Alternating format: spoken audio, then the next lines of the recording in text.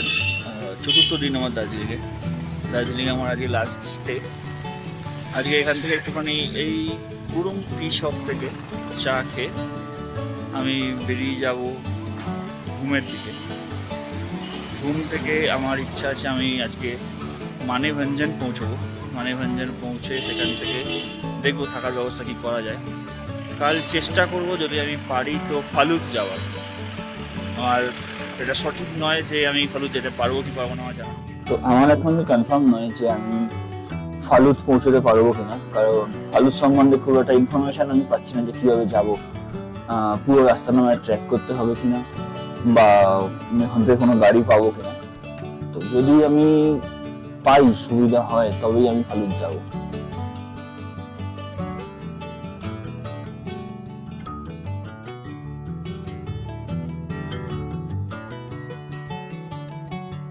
এখন যাচ্ছি ইয়োগা চয়েলিং মনেস্টারি।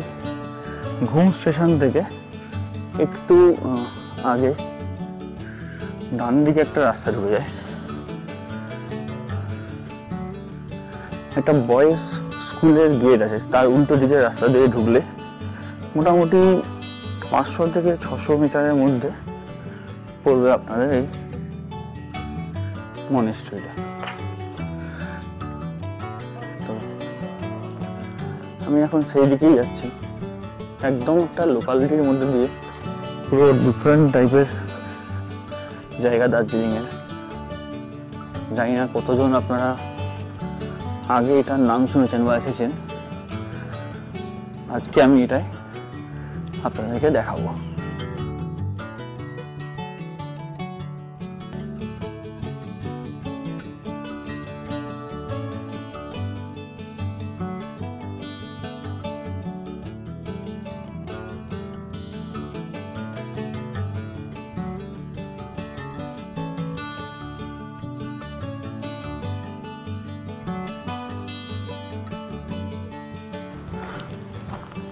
খুবই ছোট্ট একটা মতন মনেস্টারি, বেশ পুরনো।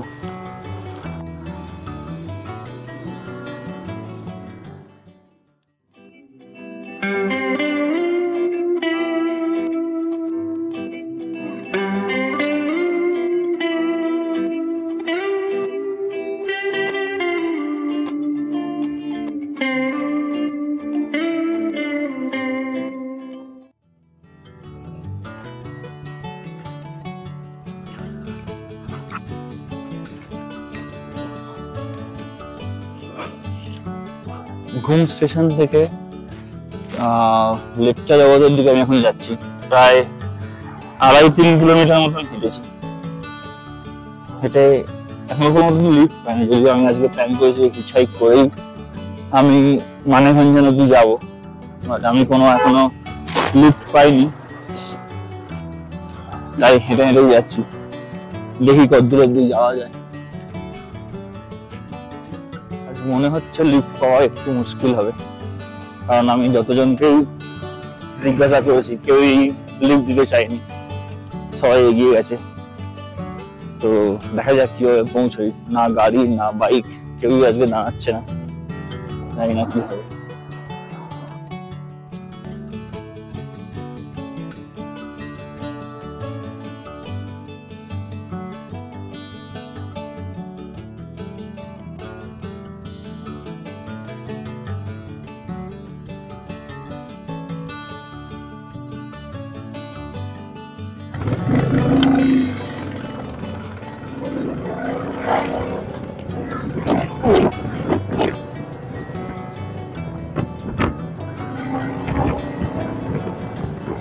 ফাইনালি লিফট পাওয়া গেছে।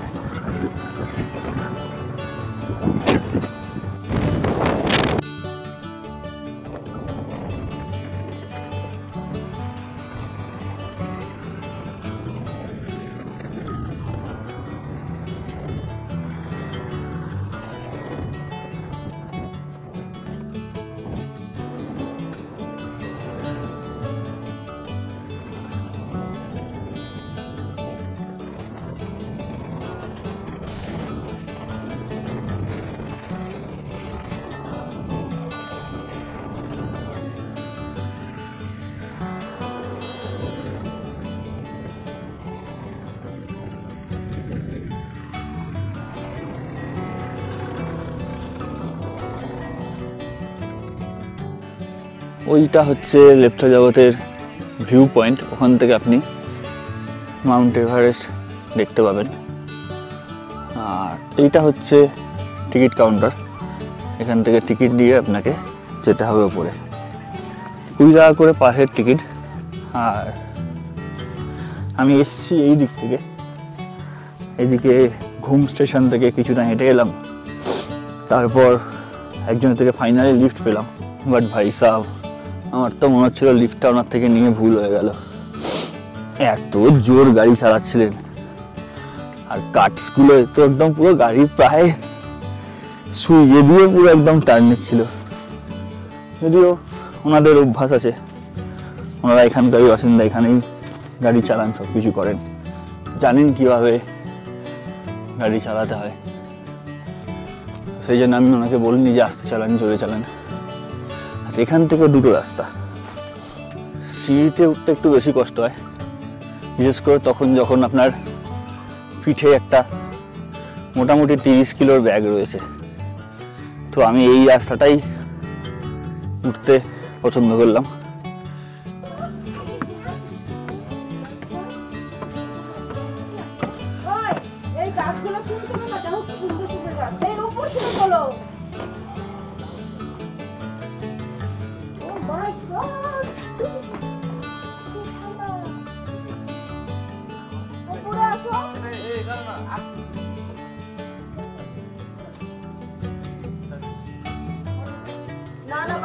লেপচা জগৎ থেকে দার্জিলিং এর দিকে ভিউটা দেখুন, পুরো মেঘ নেমে চলে এসছে একদম।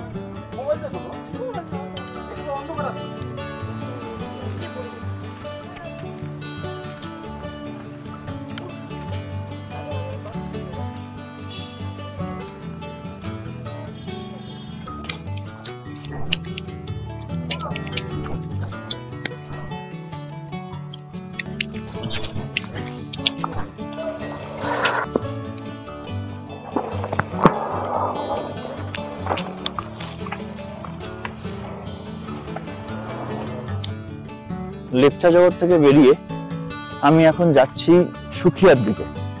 সুখিয়া এখান থেকে হচ্ছে মোটামুটি 4 কিলোমিটারের রাস্তা, পৌঁছতে আপনার লাগতে পারে হেঁটে 20 মিনিট মতন ভাবুন, আর গাড়িতে 3-4 মিনিট। এইখানটায় যদি আমি ওই ছেলেটার সাথে বাইকে থাকতাম, ছেলেটা যে কিভাবে বাইকটা চালাতো আমি এখন নিজে সেটা অনুভব করতে পারছি। এখন এখান দিয়ে যাচ্ছি জোরপোখরি, একটুখানি হাঁটার ব্যাপার আছে, 1 কিলোমিটার মতন। একটা জিনিস দেখুন, এখান দিয়ে মেঘ পাস করছে, এখান দিয়ে এই খাড়াই রাস্তাটা ধরে এখন উঠতে হবে আমাকে। দেখুন পুরো শহরটা মেঘে ঢেকে গেছে পুরো, ওই দেখুন বাড়ির উপর দিয়ে দিয়ে মেঘ যাচ্ছে।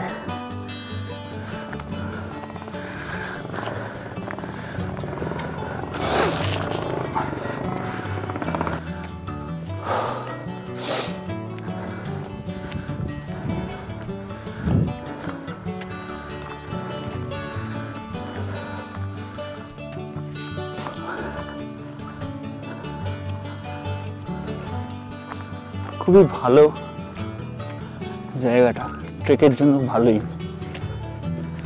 দুটো কাপেল হাত ধরে ধরে চলছেন,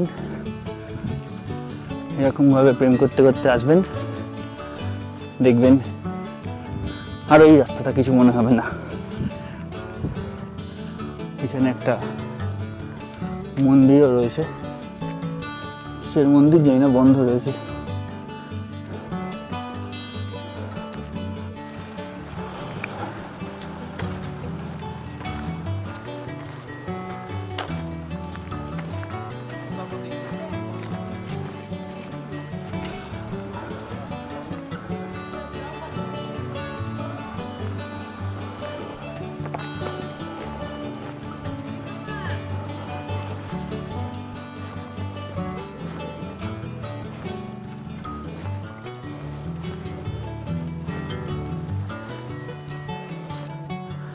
এখন আমি রয়েছি জোরপোখরির সব থেকে হাইস্ট পয়েন্টে। খুবই ভালো আর মনোরম জায়গা এটা, মাচ রেকমেন্ডেড। দার্জিলিং আসলে জোরপোখরি একবার হলেও দেখে যাবেন। এখানে এসে আপনারা থাকতে পারেন, বাট আগে থেকে বুকিং করতে লাগবে। কন্ট্যাক্ট নাম্বার হচ্ছে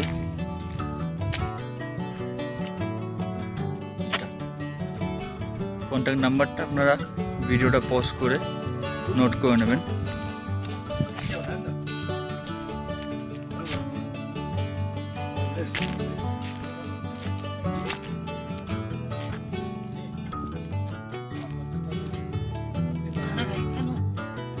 এই কথাগুলো এনারা বলছেন, আমি জানি না কি বলছেন, বাট যাই বলছেন খুব স্পিডে বলছেন, বোঝার চেষ্টা করলেও আমি বুঝতে পারবো না। সুন্দর ছোট ছোট হোমস্টে বানানো আছে, এখানে আপনারা থাকতে পারেন। আমি পেছনে সরকারি যে, এটা আমার তো মনে হলো সরকারি যে লজটা, তার নাম্বার আপনাদের দিলাম। এইটা আর জানি না কি আছে, এখানে গিয়ে আমি একটুখানি চা খাবো আগে। আজকে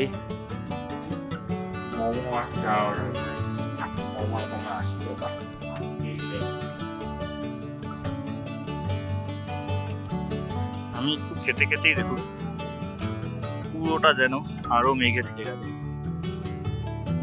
ওয়েদারটা হুক করে চেঞ্জ হচ্ছে এখানে।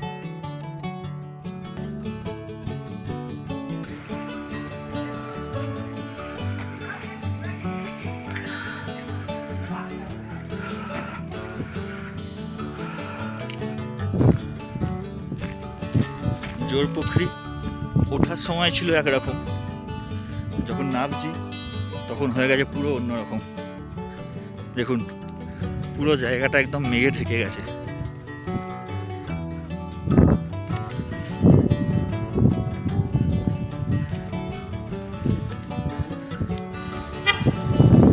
পুরো মেঘে ঢেকে গেছে জায়গাটা।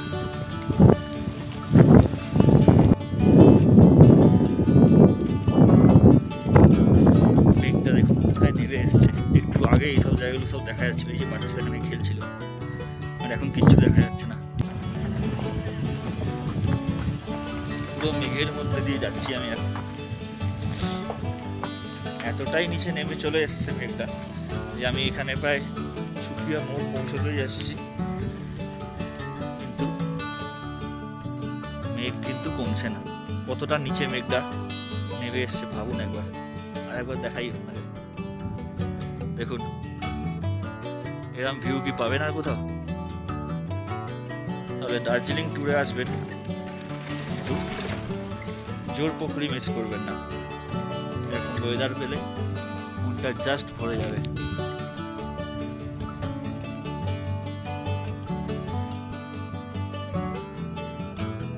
নামছি আস্তে আস্তে লোকালিটির দিকে। এখান থেকে আমি মানিভঞ্জন যাওয়ার জন্য দেখবো কি ব্যাপার আছে, কারণ মানিভঞ্জন এখান থেকে প্রায় 12 কিলোমিটার। আর গাড়ি পেলে আমি গাড়ি করেই চলে যাব। আমি মানিভঞ্জন থেকে নেপালের দিকে ঢুকে যাওয়ার চেষ্টা করি।